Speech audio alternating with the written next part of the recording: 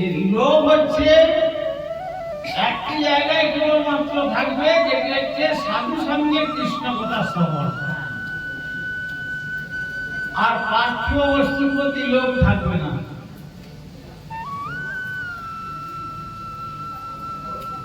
উদরের বেগ, আমার গুরু মহারাজ বলতেন যে মানুষ যত বস্তু সুন্দর সুন্দর খাদ্যদ্রব্য দেখে, তার দ্বারা তাদের খাদ্যদ্রব্যের প্রবৃত্তিটা আরো বেড়ে যায়। একটা মানুষ যদি 90 বছর বেঁচে আছে, তাহলে কয়েকটা মারোয়ারির গুদাম তার পেটের মধ্যে ঢুকে গেছে, কিন্তু তথাপি লোভ থেকে সে নিজেকে মুক্ত করতে পারে না। কিন্তু যিনি সাধু হবেন, তার লোভ বলে কোনো জিনিস থাকবে না। লোভ থাকবে কেবল সাধু সঙ্গে হরিকথা শ্রবণের জন্য লোভ থাকবে।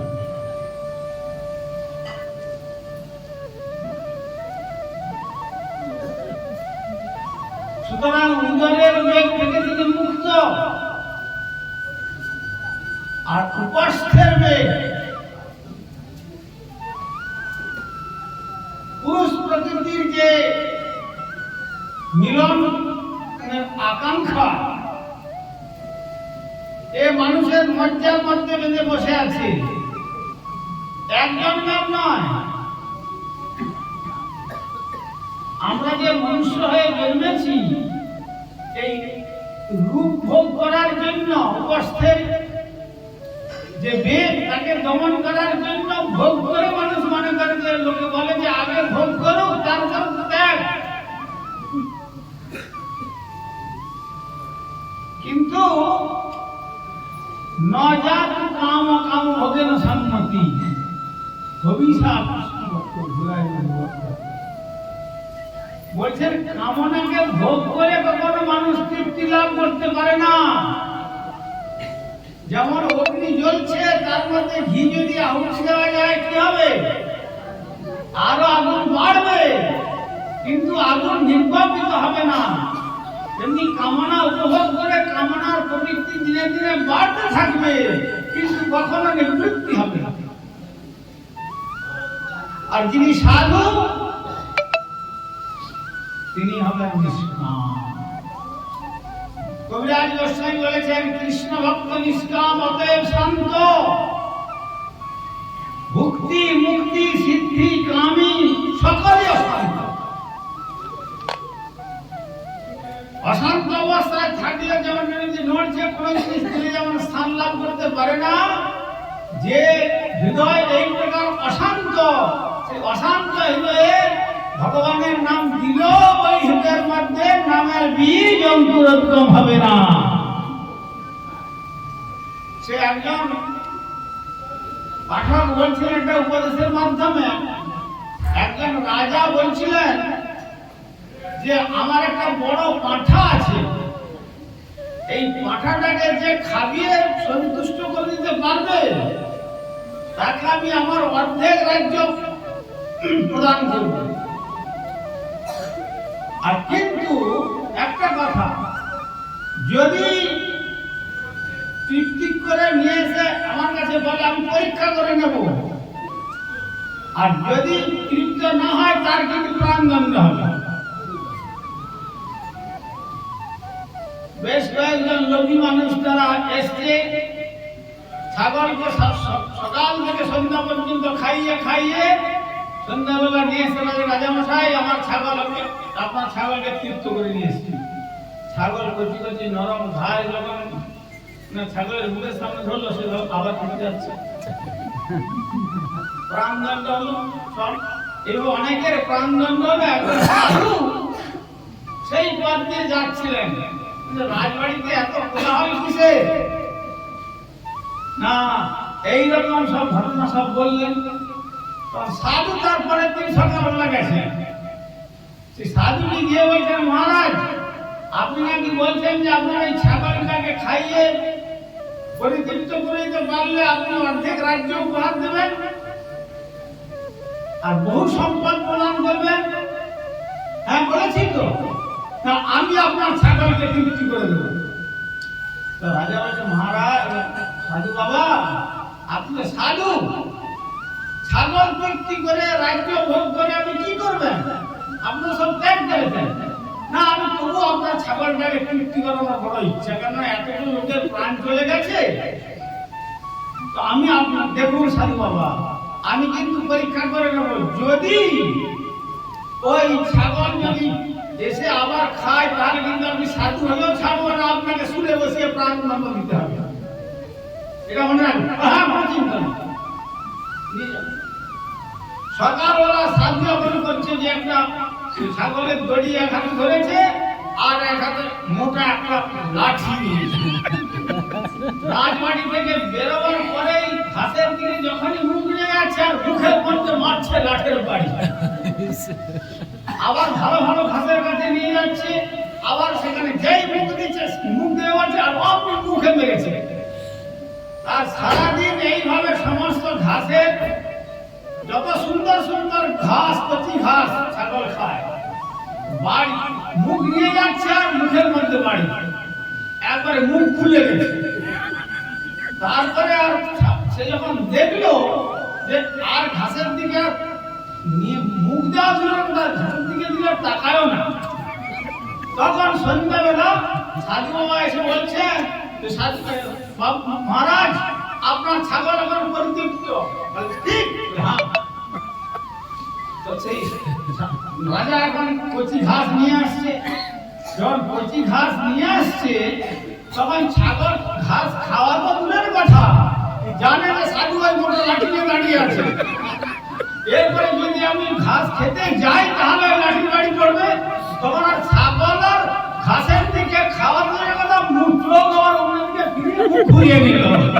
তখন বলছেন যে হ্যাঁ সাধু আমার ছাগল আমার এখন তৃপ্ত হয়েছে। তার মানে উদাহরণ দিয়ে বলেন আমাদের মন রূপী ছাগ প্রবৃত্তি, এই মন রূপী ছাগলের প্রবৃত্তিকে সংযম রূপ কঠোর সাধনার দ্বারা একমাত্র সংযম করা যায়, তখন তিনি আর শান্ত, সেই শান্ত ভক্ত একমাত্র গৌর গোবিন্দের। এই জন্য কৃষ্ণ ভক্ত নিষ্কাম, অতএব শান্ত, ভক্তি মুক্তি সিদ্ধি কামী সকলই অশান্ত। এই জন্য উদর উপস্থ বেগম, এই উপস্থের বেগ আমার বড় কঠিন, এখানে একমাত্র কঠোর সংযম দরকার, কঠোর সংযম রূপ সাধন। তার দ্বারা এই 6টি ইন্দ্রিয় বশীভূত হয়। আর এই 6 ইন্দ্রিয় যার বশীভূত হয় সেই জন গোস্বামী করে পৃথিবী জয়। তিনি গো মানে ইন্দ্রিয়ের স্বামী মানে মালিক, ইন্দ্রিয়গুলোর কে তিনি কন্ট্রোল করে তার প্রতি হতে পারেন গোস্বামী। আর তা না হলে আর বাকি সব গো দাস, ইন্দ্রিয়ের দাস। রূপ একদিকে টানছে, রস একদিকে টানছে, শব্দ একদিকে টানছে, গন্ধ একদিকে টানছে, স্পর্শ একদিকে টানছে, কাম একদিকে টানছে, ক্রোধ একদিকে টানছে, লোভ একদিকে টানছে, মদ মোহ মাৎসর্য একজনের চতুর্দিকে টানছে। সে বেচারা কি করে শান্ত হবে? শান্ত হতে পারে না। তাই একমাত্র কৃষ্ণ ভক্ত নিষ্কাম হওয়ার দরুন তাই শান্ত, তিনি গোস্বামী, তিনি গুরু, তিনি বৈষ্ণব, তিনি সাধু। আর কি করবেন তিনি? শুধু কি এই 6টা বেদ দমন করলেই হয়? আমার গুরু মহারাজ বললেন যেমন 6টা বেদ গুরু গোস্বামী বলেছেন, তার সঙ্গে আরো একটু সংযোগ করে দিলেন, ষড়বেদ জয়ী আচারমান। নিজে আচরণ করবেন, do what I say but don't do what I do। আমি যেটা বলি সেটা করো আর আমি যেটা করি সেটা করো না। এই রকম উপদেশ পরোপদেশে না পণ্ডিতা, অপরকে উপদেশ দেওয়ার সময় পণ্ডিত, আর আচরণের বেলা কিছুই নেই, তাহলে কিন্তু হবে না। গুরু মহারাজ বলতেন, মাস্টার মশাই গিয়ে ছাত্রদের বলছেন, দেখো তোমরা কেউ খবরদার ধূমপান করবে না। দেখছো না লেখা আছে সিগারেটের প্যাকেটের মধ্যে cigarette smoking is injurious to the health, স্বাস্থ্যের পক্ষে ক্ষতিকারক। পরক্ষণে ক্লাসে বসে আর মাস্টার মশাই যদি নিজে ধূমপান করে ছাত্রদের ধূম ছাড়েন, ছাত্ররা কি বুঝবে? যদি ধূমপান করা নিষেধ হতো তাহলে মাস্টার মশাই কেন ধূমপান করছে? তাহলে বুঝলাম মাস্টার মশাইয়ের কাছে ধূমপান না করে অন্য ধূমপান করা যায়, তাই না? যদি নিষেধ হতো তাহলে তো করতেন না, তিনিও তো করতেন না। সেই জন্য মহাপ্রভু বললেন, আপনি আচারি ধর্ম জীবের শিখায়, আপনি না কইলে ধর্ম শিখানো না যায়। আচার করেন কি হয়? না করে প্রচার, প্রচার করেন কি হয়? না করে আচার। আচার প্রচার নামে করবি কার্য, তুমি সর্বগুরু, তুমি জগতের রাজ্য। আচার প্রচার দুটো হবে, তিনি হবেন। এই জন্য আমাদের গোপসরদার বাবাজি মহারাজের কাছে একজন এসে বলছেন, বাবাজি মহারাজ আপনি আমাকে একটু উপদেশ প্রদান করুন। উপেক্ষা করে যাচ্ছেন, ওই সময় তো কথা বলার মতো সময় নেই। পরমহংস বাবাজি সর্বসময় ভগবানের পাদ পদ্ম চিন্তনে বিভোর, বারবার ফিরে যাচ্ছেন আর বারবার উনি আসছেন। যখন দেখছেন লোকটা এত পরিশ্রম করে আসছে, তখন বাবাজি মহারাজ কি উপদেশ দিয়েছিলেন যে আমার জীবনে আমি যদি কোনো সাধন করে আমার জীবনকে তৈরি করে থাকি, সেইটুকুই হলো তোমার জন্য। কথাটা বুঝলাম না, কি কথা বললেন?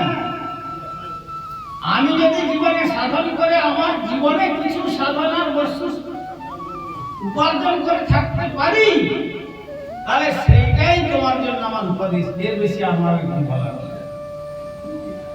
অতএব সরবেগ জয়ী আচারবান হতে হবে ওই সঙ্গে সঙ্গে, আর প্রচার পরায়ণ, নিজে আচরণ করে প্রচার করবে। আবার শুধু তাই নয়, অনেক সাধু পাওয়া যায়, কর্মী সাধু, জ্ঞানী সাধু, তপস্বী সাধু, যোগী সাধু, দাড়িওয়ালা সাধু, কুম্ভের ন্যাংটা সাধু। অনেকে অনেকে গিয়ে দেখে যে বড় বড় ন্যাংটা সাধুগুলো সেইগুলোকে দেখতে আসছে, এসব সাধু নয়।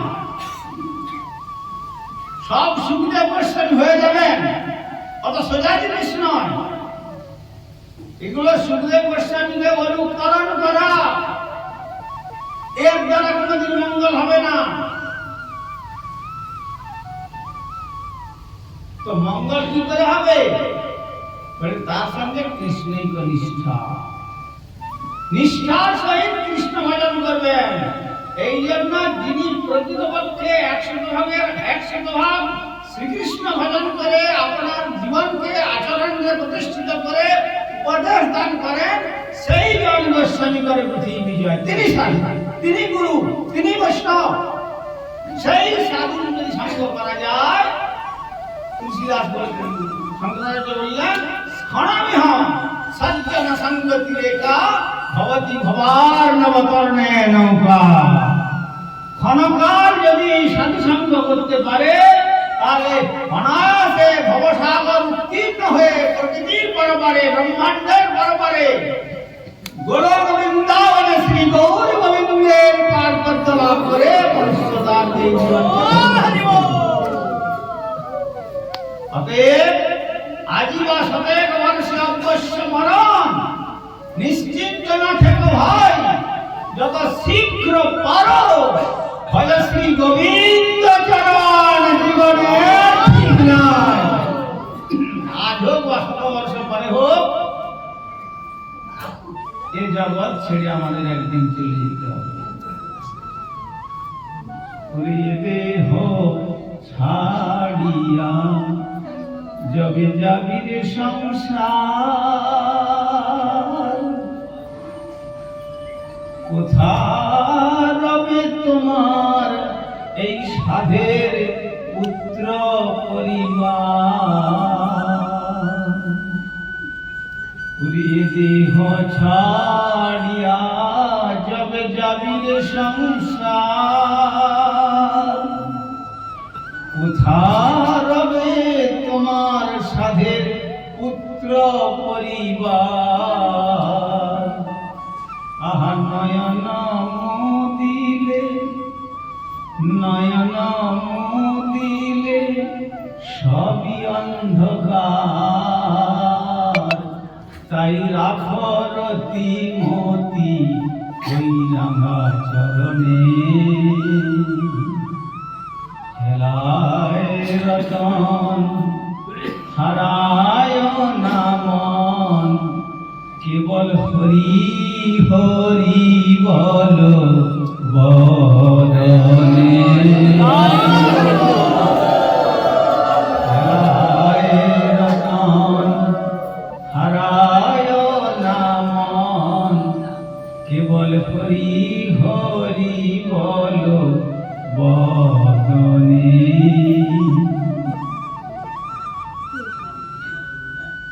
মধুর শয়নে স্বপনে জাগরণে কেবল হরি হরি বল বদনে খেলায় রতন হারায় নামন হরি হরি বল বদনে ওরে যাবি যদি মন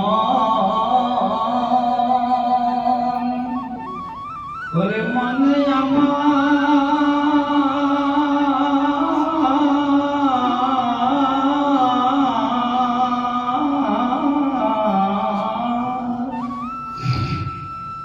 যাবি যদি মন শ্রী বৃন্দাবন কেবল শ্রী গুরু চরণ কররে শরণ যাবি যদি মন শ্রী বৃন্দাবন শ্রী গুরু চরণ কররে শরণ না বুঝিলে মন হবে বিড়ম্বন আর এই যুগল চরণ আর পাবিনে হেলায় রতন হারায় নামন কেবল হরি হরি বল বদনে অতএব এই দেহ যখন আমরা ছেড়ে যাব এই স্বাধীন পুত্র পরিবার আত্মীয় স্বজন বন্ধু বান্ধব গৃহ কুটুম্ব এত সমস্ত কিছু আসক্তির বস্তু প্রভিডেন্ট ফান্ড ব্যাংক ব্যালেন্স প্রাণপ্রিয়া পত্নী প্রাণপ্রিয় পতি পুত্র কন্যা যখনই চোখ বন্ধ হলো সব অন্ধকার হয়ে গেল, সব শেষ হয়ে গেল। তাই যাবি যদি মন তোমার ঘরের যদি ফিরে যেতে চাও কোথায় সেই গোলক বৃন্দাবন বৃন্দাবন চন্দ্র নবদ্বন্দ্বের অর্থাৎ শ্রী রাধা গোবিন্দের চরণ কমল যদি লাভ করতে চাও তাহলে শ্রীগুরুর চরণাশ্রয় করে এটাই সাধু সঙ্গ। আর সেই শ্রীগুরু চরণ করবে শরণ সাধু সঙ্গ করে কি করবে শ্রী হরিনাম গ্রহণ করো। আর আত্মীর সহিত যদি সাধু সঙ্গ করে আচরণ অভিমুখে হরিনাম করতে পারো তাহলে আমাদের প্রকৃত আত্মমঙ্গল হবে। আমরা তখন সেই ব্রহ্মাণ্ডের পরপারে প্রকৃতি বিরাজা অতিক্রম করে গৌর গোবিন্দের পাদ পদ্ম শ্রী গোলক বৃন্দাবন লাভ করে বৃদ্ধি ঘটিয়ে আমাদের পারমার্থিক পরম মঙ্গল সাধ্য করতে পারবো। সেই মন্ত্রই মহাপ্রভু দিয়েছেন কি প্রভু কহিলাম এই মহামন্ত্র ইহা জপ দিয়া সবে করিয়া নির্বন্ধ ইহা হইতে সর্বসিদ্ধি হইবে সবার সর্বক্ষণ বলাইতে বিধি নাহি আর কি শয়নে কি ভোজনে কিংবা জাগরণে অহর্ষ চিন্ত কৃষ্ণ বলহ বদনে হরিনাম বিনা কলিকালে নাহি আর ধর্ম সর্বমন্ত্র সার নাম এই শাস্ত্র মর্ম, অন্যভাবে মানে তার নাহি কলিস্তার, নাহি নাহি নাহি এই মুক্তি ওকার। অতএব মায়ামোহ ছাড়িব জীবন, নিত্য তত্ত্ব কৃষ্ণ ভক্তি করুণ সন্ধান।